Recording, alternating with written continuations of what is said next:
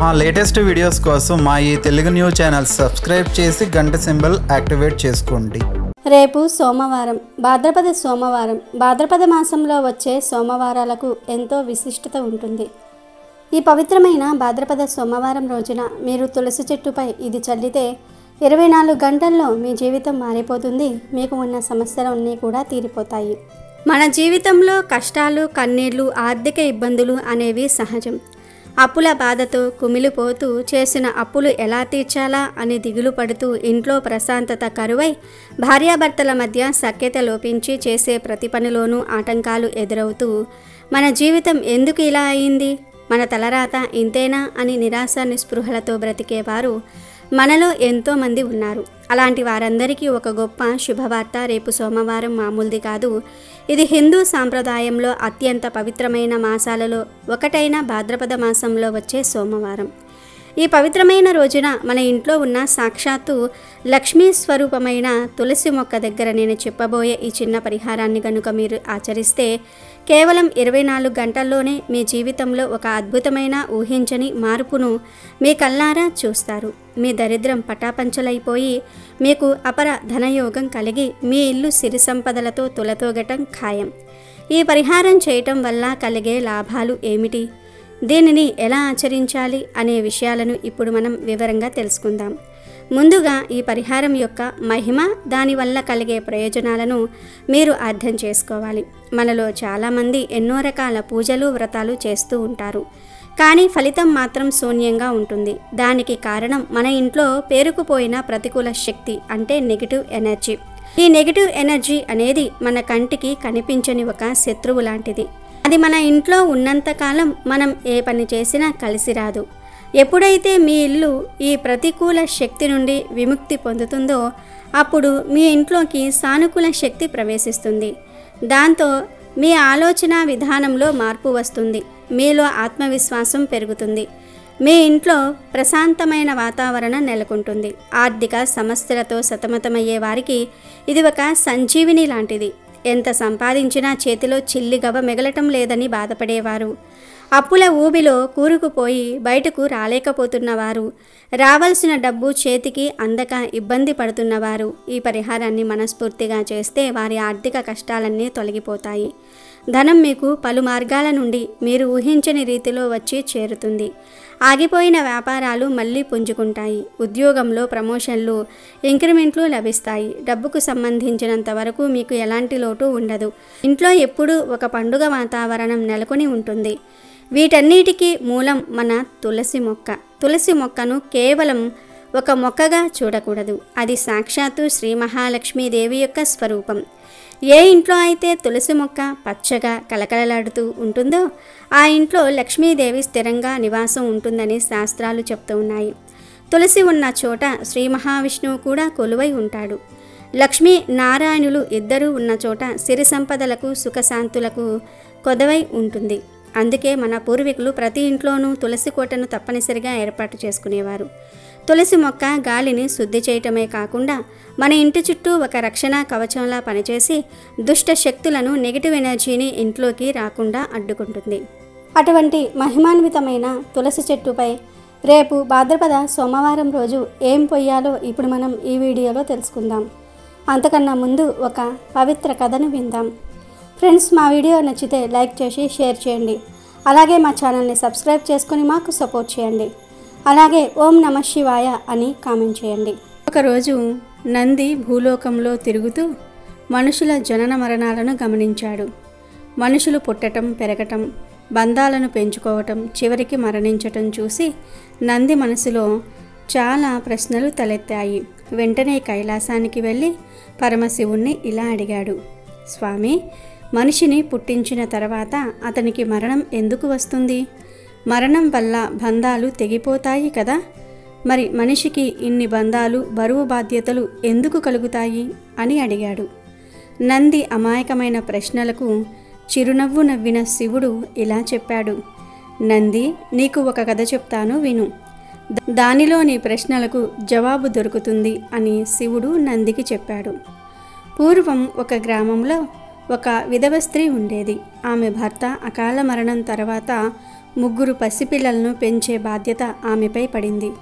ఆమె వయసులో చిన్నదే అయినా భర్త చనిపోవటంతో సమాజం ఆమెను చిన్నచూపు చూసేది.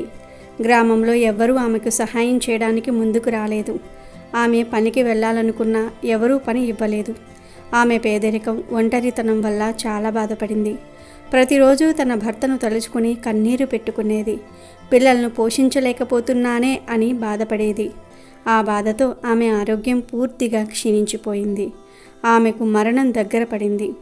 ఆమె ఆత్మను తీసుకురమ్మని యమధర్మరాజు తన దూతలలో ఒకరిని భూలోకానికి పంపించాడు. యమదూత భూమికి వచ్చి చనిపోయిన ఆ స్త్రీని చూసి ఆమె పక్కన ఏడుస్తున్న ముగ్గురు పసి పిల్లలను చూశాడు. ఆ పిల్లల అమాయకమైన ముఖాలు, వారి ఏడుపు చూసి యమదూత హృదయం కరిగిపోయింది. నేను ఈ తల్లిని తీసుకువెళ్తే ఈ పసిపిల్లలు అనాథలు అవుతారు. వీరికి ఈ లోకంలో ఎవ్వరూ లేరు. వీరిని పోషించేవారూ లేరు.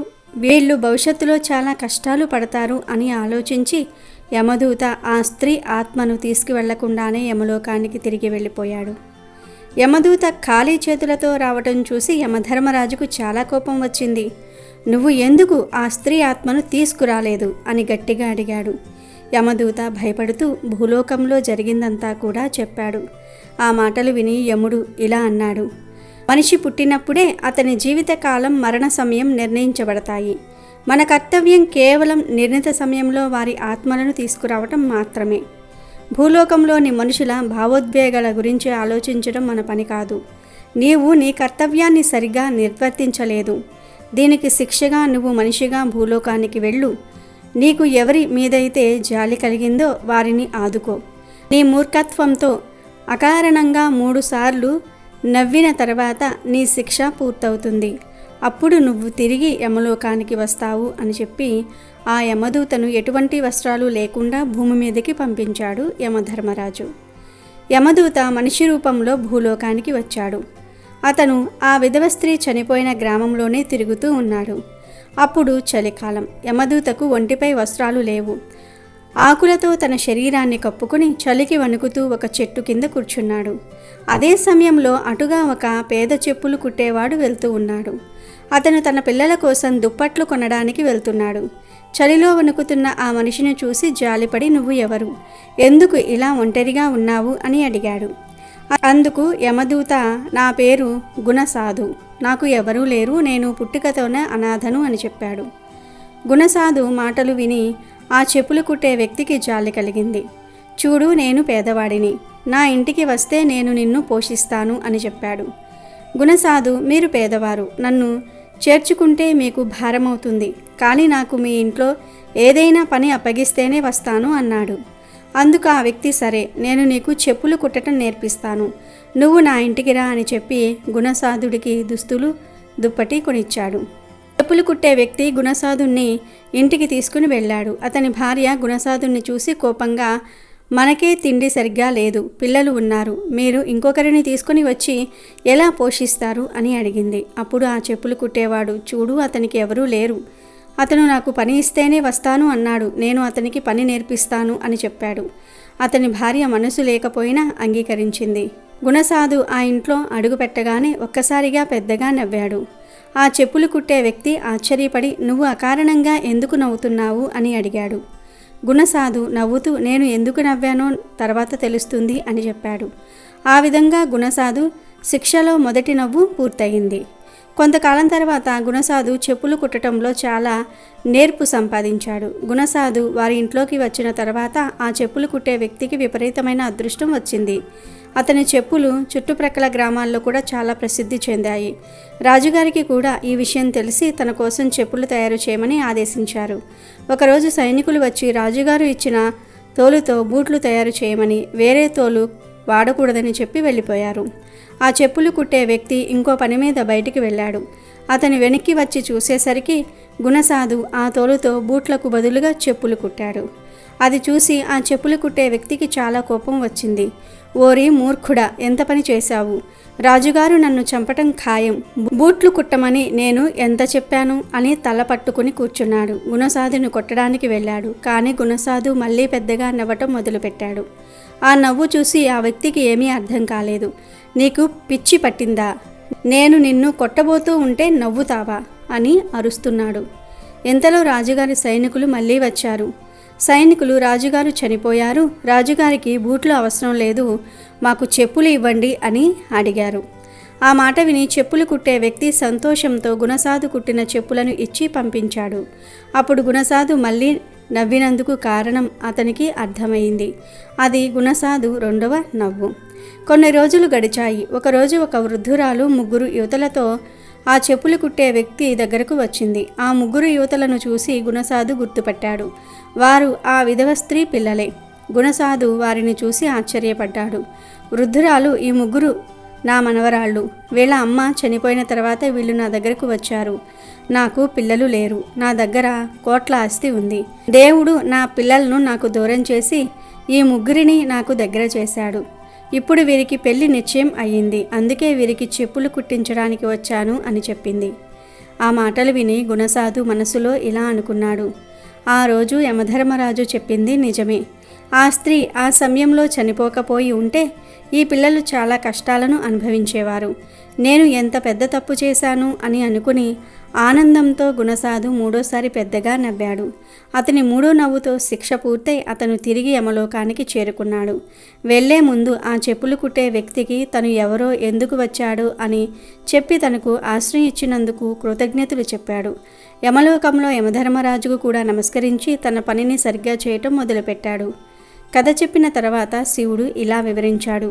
నంది, ఇప్పుడు నీకు నీ ప్రశ్నలకు సమాధానం దొరికిందా? మనుషులు మరణించటం, బంధాలను కోల్పోవటం చూసి బాధపడతావు. కానీ ఒకటి గుర్తుపెట్టుకో, మనిషి జీవితంలో జరిగే ప్రతి సంఘటన, అది జననమైనా మరణమైనా బంధమైనా భగవంతుని నిర్ణయం ప్రకారమే జరుగుతుంది. మనిషికి బంధాలు, బరువు బాధ్యతలు ఇవ్వటం వల్లనే అతడు ఒకరికొకరు సహాయం చేసుకోగలుగుతారు. బంధాలు లేకపోతే మనిషికి ప్రేమ, దయ వంటి భావాలు ఉండవు. కష్టం వచ్చినప్పుడు ఆ బంధాలే వారికి తోడుగా నిలుస్తాయి. మంచివారు కష్టాలను అనుభవిస్తున్నారంటే అది వారి భవిష్యత్తు మంచి కోసం అని అర్థం చేసుకోవాలి. ఆ బాధను తట్టుకుంటే తర్వాత సంతోషం తప్పకుండా వస్తుంది. పాపం చేసేవారు సంతోషంగా ఉన్నారని మనం అనుకుంటాం. కానీ వారి పాపాలు ఎప్పుడూ ఏ రూపంలో వారికి చెడు చేస్తాయో ఎవరికీ తెలియదు. మన కళ్ళకు కనిపించని కారణాలు ఎన్నో ఉంటాయి. దేవుడు మనకు కొన్నిసార్లు చెడు చేస్తున్నాడనిపిస్తే అది మన మంచి కోసమే అని గ్రహించాలి. ఏది ఏ సమయంలో జరగాలో అది ఆ సమయంలోనే జరుగుతుంది. దానిని ఆపడానికి ఎవరూ ప్రయత్నించకూడదు. కష్టం వచ్చినప్పుడు భగవంతునిపై భారం వేసి ముందుకు సాగాలి. అప్పుడే మనిషి మరణం తర్వాత కూడా మంచి ఫలితాలను పొందుతాడు. ఈ మాటలు విన్న నందికి తన ప్రశ్నలకు సమాధానం దొరికింది. శివుడికి ధన్యవాదాలు చెప్పి అక్కడి నుండి వెళ్ళిపోయాడు. కైలాసమంతా ప్రశాంతంగా ఉన్నట్లు భావించి శివుడు మళ్ళీ తన ధ్యానంలో మునిగిపోయాడు. ఇక వీడియోలోకి వస్తే, రేపు భాద్రపద సోమవారం. ఈ భాద్రపద సోమవారం రోజున మీరు శివుడిని నిష్ఠగా ఆరాధించాలి. ఈ పరిహారానికి మనకు ముఖ్యంగా కావాల్సింది ఒక రాగి చెంబు. లోహాలలో రాగికి చాలా పవిత్రమైన స్థానం ఉంది. ఇది సానుకూల శక్తిని గ్రహించి దానిని ఎన్నో రెట్లు పెంచుతుంది. అందుకే పూజా కార్యక్రమాలలో రాగి పాత్రలనే ఎక్కువగా వాడుతూ ఉంటారు. ఇప్పుడు మనం ఈ చెంబులో కలపబోయే ప్రతి వస్తువుకు ఒక ప్రత్యేకమైన దైవశక్తి ఉంది. మొదటగా పసుపు. పసుపును మించిన మంగళకరమైన వస్తువు మరి ఒకటి లేదు. ఇది సౌభాగ్యానికి, గురుగ్రహ అనుగ్రహానికి ప్రతీక. తర్వాత కుంకుమ. ఇది సాక్షాత్తు శ్రీ మహాలక్ష్మి స్వరూపం, విజయానికి సంకేతం. ఇక పచ్చకర్పూరం శ్రీ మహావిష్ణువుకు అత్యంత ప్రీతిపాత్రమైనది. దీని సువాసన ధనాన్ని ఆకర్షిస్తుంది. ఇక ఈ పరిహారంలో మనం ఉపయోగించే వస్తువులలో అత్యంత కీలకమైన, శక్తివంతమైన పాత్రను పోషించేది దాల్చిన చెక్క. చాలామంది దాల్చిన చెక్కను కేవలం వంటగదిలో బిర్యానీ మసాలాలు లేదా టీలో వాడే ఒక సాధారణ సుగంధ ద్రవ్యంగా మాత్రమే చూస్తారు. కానీ దాని వెనుక దాగి ఉన్న ఆధ్యాత్మిక రహస్యం, దానిలో నిక్షిప్తమై ఉన్న దైవిక శక్తి చాలా గొప్పది. మన పూర్వీకులు, ప్రాచీన ఋషులు దీనిని కేవలం రుచి, సువాసన కోసమే కాదు, దానిలో దాగి ఉన్న అద్భుతమైన ధనాకర్షణ శక్తుల కోసం కూడా విరివిరిగా ఉపయోగించేవారు. ముఖ్యంగా గుప్తంగా ఉంచబడిన తాంత్రిక శాస్త్రంలో ధనాన్ని ఆకర్షించే పరిహారాలలో దాల్చిన చెక్కకు అగ్రస్థానం ఉంది. దీనికి డబ్బును తన వైపుకు బలవంతంగా లాగే ఒక ఆధ్యాత్మిక అయస్కాంత శక్తి ఉందని ప్రతీతి. ఇది కేవలం డబ్బును ఆహ్వానించటమే కాదు, డబ్బు మన వద్దకు రావడానికి అడ్డంగా ఉన్న ప్రతికూల శక్తులను, కంటికి కనిపించని ఆటంకాలను ఛేదించటంలో ఒక పదునైన ఆయుధంలా పనిచేస్తుంది. దాల్చిన చెక్క నుండి వెలువడే ఆ ఘాటైన తీయని సువాసన కేవలం మన ముక్కుకు మాత్రమే కాదు, మన చుట్టూ ఉన్న వాతావరణానికి కూడా ఒక దివ్యమైన ఔషధంలా పనిచేస్తుంది. అప్పుడు ఈ వస్తువులన్నిటినీ మోసుకుని వెళ్ళి వాటి శక్తిని తులసిమాత పాదాల చెంతకు చేర్చే అసలైన వాహనం గురించి మనం ప్రత్యేకంగా చెప్పుకోవాలి. అదే నీరు. శాస్త్ర ప్రకారం నీరు అత్యంత ముఖ్యమైన పాత్రను పోషిస్తుంది. అది పంచభూతాలలో ఒకటి, ప్రాణానికి ఆధారం. మనం రాగి చెంబులో పోసినప్పుడు అది కేవలం సామాన్యమైన నీరు. కానీ ఎప్పుడైతే మనం దానిలో పవిత్రమైన పసుపు, కుంకుమలను, ధనాకర్షణ శక్తి ఉన్న దాల్చిన చెక్క, పచ్చ కర్పూరం వంటివి కలిపి భగవన్నామ స్మరణ చేస్తామో అప్పుడు అది సాధారణ నీరుగా ఉండదు. అది మంత్రజలంగా, ఒక శక్తివంతమైన తీర్థంగా మారిపోతుంది. పరిహారం చేసే విధానం: రాగి చెంబులో స్వచ్ఛమైన నీరు తీసుకుని అందులో చిటికెడు పసుపు, చిటికెడు కుంకుమ, కొద్దిగా పచ్చకర్పూరం పొడి మరియు చిటికెడు దాల్చిన చెక్క పొడి వేయండి. ఈ వస్తువులను వేస్తున్నప్పుడు ఓం శ్రీ మహాలక్ష్మియే నమః అనే మంత్రాన్ని మనసులో జపించండి. ఇప్పుడు ఈ దివ్యమైన జలాన్ని తీసుకుని మీ ఇంట్లో ఉన్న తులసి కోట వద్దకు వెళ్ళండి. ముందుగా తులసి మాతకు నమస్కరించి దీపం వెలిగించండి. ఆ తర్వాత మీరు సిద్ధం చేసుకున్న ఆ శక్తివంతమైన నీటిని ఓం నమో భగవతే వాసుదేవాయ అని స్మరించుకుంటూ నెమ్మదిగా తులసి చెట్టు మొదట్లో పొయ్యాలి. ఆకుల మీద పొయ్యకూడదు. అలా పోస్తున్నప్పుడు మీ ఆర్థిక కష్టాలన్నీ తొలగిపోతున్నాయని, మీ ఇంట్లోకి ధన ప్రవాహం మొదలవుతుందని బలంగా సంకల్పించుకోండి. మీ కోరికలను ఆ తులసి మాతకు విన్నవించుకోండి. ఆ తర్వాత 3 ప్రదక్షిణలు చేసి నమస్కరించండి. చూశారు కదా, ఇది ఎంత తేలికైన, ఎంత శక్తివంతమైన పరిహారమో.